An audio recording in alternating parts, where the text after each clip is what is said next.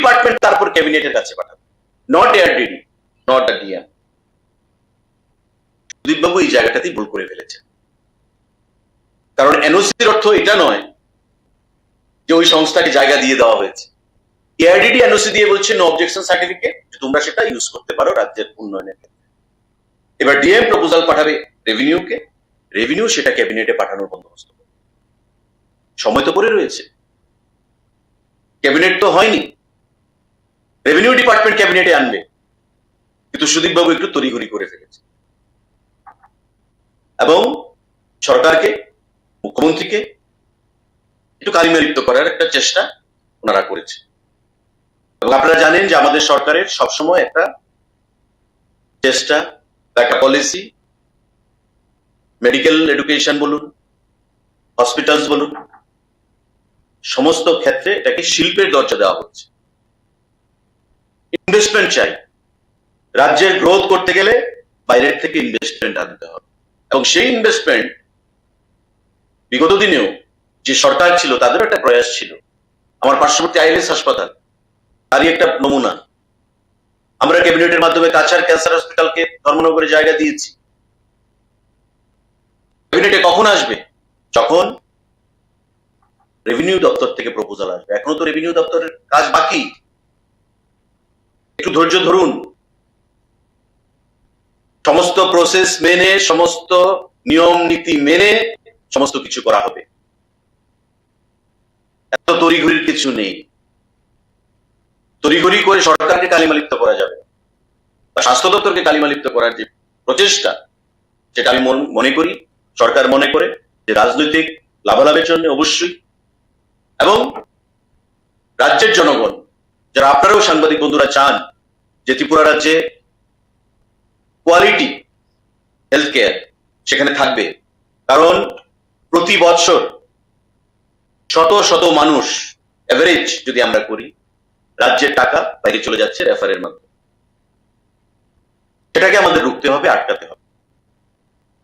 সেটাকে আটকাতে গেলে ত্রিপুরা রাজ্যের সুপার স্পেশালিটি হসপিটাল আমাদের প্রয়োজন, দরকার।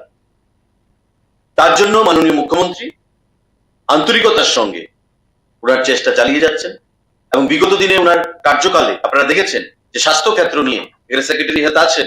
আমাদের জিবি আগে কোথায় ছিল, আজকে বর্তমানে কোথায় রয়েছে। আমি এই কথা বলছি না যে রাতারাতি সমস্ত পরিকাঠামোগত চেঞ্জ হয়ে গেছে বা ইনফ্রাস্ট্রাকচার চেঞ্জ হয়ে যাবে, কিন্তু এই কথা অনস্বীকার্য যে ত্রিপুরা রাজ্যে আজকে কঠিন রোগের চিকিৎসা সেখানে হচ্ছে, কঠিন থেকে কঠিনতর সার্জারি এখানে করা হচ্ছে। এবং আমাদের যেটা প্রায়োরিটি, যে হেলথ সেক্টরকে আরো শক্তিশালী করে ত্রিপুরার যে সুপার স্পেশালিটি হাসপাতাল বাইরে থেকে আরো কি করে আনা যায়, এটাই তার একটা প্রয়াস। সিজা হাসপাতাল যারা ইচ্ছা প্রকাশ করেছে ত্রিপুরা রাজ্যে তাদের সুপার স্পেশালিটি হাসপাতাল করার, এবং আগামী কয়েক বছরে প্রায় 900 কোটি টাকা ইনভেস্টমেন্ট ত্রিপুরা রাজ্যে করার তারা মানসিকতা তারা প্রদান করেছে। এবং ইম্ফলে যারা গত 39 বছর ধরে সুনামের সঙ্গে কাজ করে যাচ্ছে 1985 থেকে, স্বাভাবিকভাবেই উত্তর পূর্বাঞ্চলের একমাত্র রিজনাল, মানে উত্তর পূর্বাঞ্চলের মালিক এই হাসপাতালকে প্রতিষ্ঠা করেছে 1985 সালে ইম্ফলে। আজ পর্যন্ত সেটা সুনামের সঙ্গে কাজ করে চলেছে। স্বাভাবিকভাবেই ত্রিপুরা রাজ্য তার একটা প্রয়াস গ্রহণ করেছে, বা আন্তরিকতা তারা প্রকাশ করেছে স্বাস্থ্য দপ্তর থেকে, এবং সেটাকেই কালিমালিপ্ত করার জন্য সুদীপবাবু এই সাংবাদিক বৈঠক করে আজকে মানুষকে বিভ্রান্ত করার জন্য, সরকারকে, মুখ্যমন্ত্রীকে প্রশ্ন চিহ্নের মধ্যে আনার জন্য চেষ্টা করেছেন। আমরা সেটাকে তীব্র ভাষায় নিন্দা জানাচ্ছি এবং ধিক্কার জানাচ্ছি। সাংবাদিক বন্ধুদের কোনো প্রশ্ন থাকলে আপনারা সেটা করুন।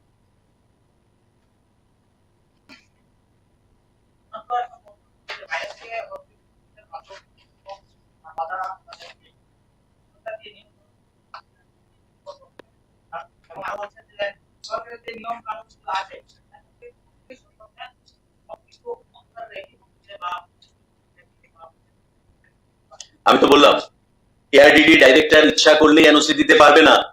He has got no right. He has to send the proposal to the honorable minister for his approval through secretary ARDD, and the process was followed by the department, director ARDD.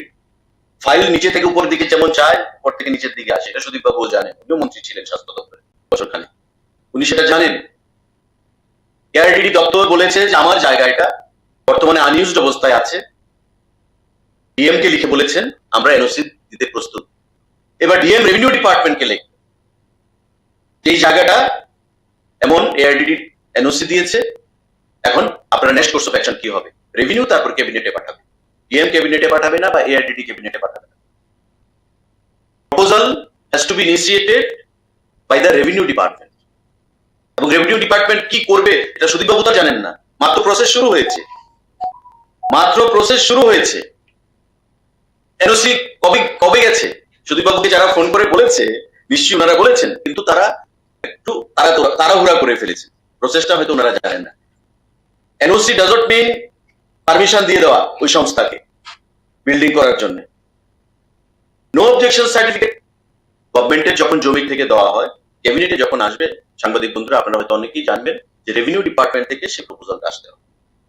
মাত্র DM এর কাছে গেছে director ARDD থেকে, DM এখন revenue কে লিখবে, revenue chief secretary chief মিনিস্টারের approval নিয়ে প্লেস করবে ক্যাবিনেটের কাছে।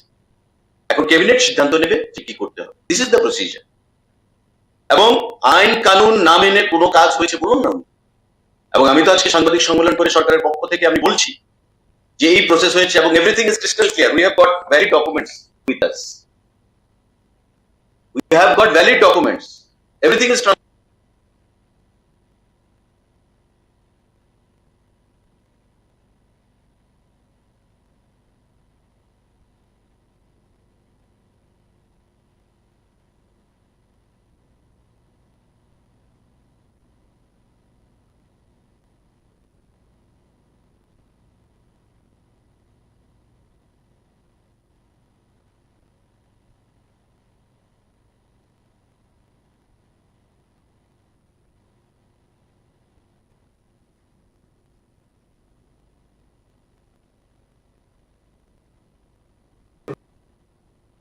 land allotment or land deed.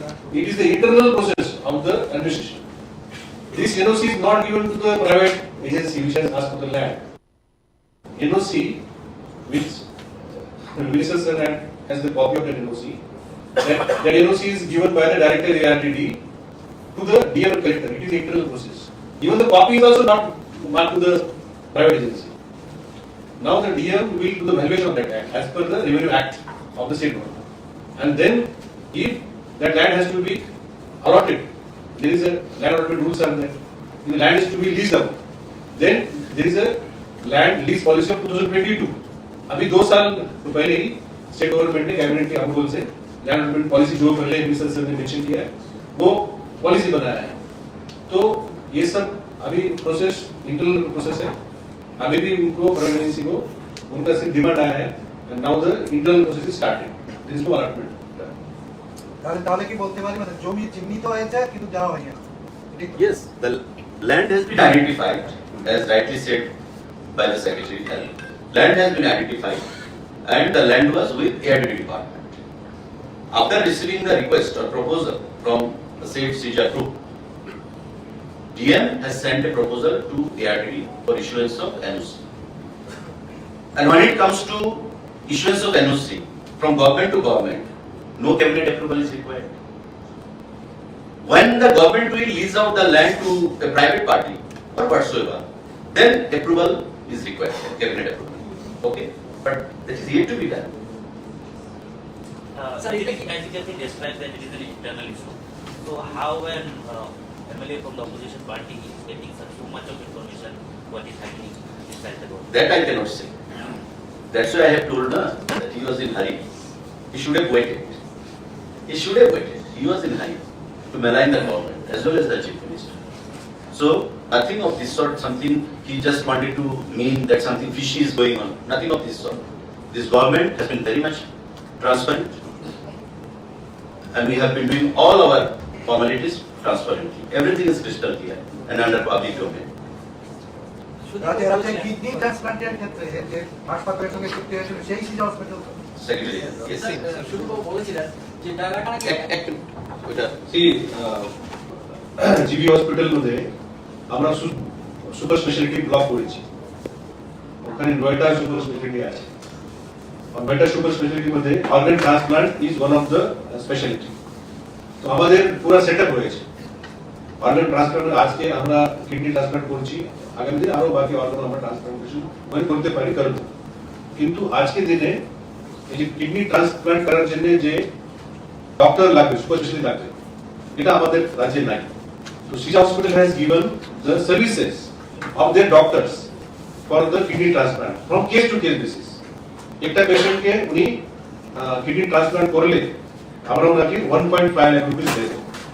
বাকি যে আমাদের সেটআপ, আমাদের যে কনজিউমেবল যে লাগে, মেডিসিন লাগে, এটা আমাদের। শুধু আমরা ওনার স্পেশালিটি সার্ভিসেস যেটা আমরা পেয়ে ওদের সঙ্গে আমাদের একটা এগোই রয়েছে। It is same hospital. উনি বলেছিলেন যে গভর্নমেন্ট ল্যান্ড কোনোভাবে ডেভেলপমেন্ট দেওয়া যায় না, লিজ দেওয়া যেতে পারে 30 ইয়ার্সের জন্য। সেটা কি এই সিজটাকে কি ল্যান্ডে কি ডেভেলপমেন্ট দেওয়া হবে নাকি লিজ দেওয়া হবে? এখন তো সিজা যে চিঠি দিয়েছে রাজ্য সরকারকে, এটা উনি আমাদের কাছে লিজ চেয়েছে, আর আমাদের কাছে লিজ পলিসি আছে 2022 এ। তো লিজ চাইলে আমরা একটা প্রিমিয়াম নেব, আর প্রত্যেক বছর আমাদের রেন্ট দেবো, লিজ রেন্ট। যদি অ্যালটমেন্ট করা যায়, অ্যালটমেন্ট যদি আমরা করি, তাহলে ওয়ান টাইম আমরা একটা অ্যালটমেন্ট প্রিমিয়াম নেই। ওখানে কোনো হাউ মেনি ইয়ার্স এরকম কিছু থাকে না, শুধু পারপাস থাকে কি আপনি এই ল্যান্ড আপনি হসপিটাল, স্কুল, এই জন্য আপনারা করতে পারেন। এখন যে ওনারা চেয়েছে, এটা লিজ চেয়েছে, আর আমাদের কাছে এটা লিজ পলিসিও আছে। ক্লিয়ার? সবার কাছে ক্লিয়ার বিষয়টা? Thank you.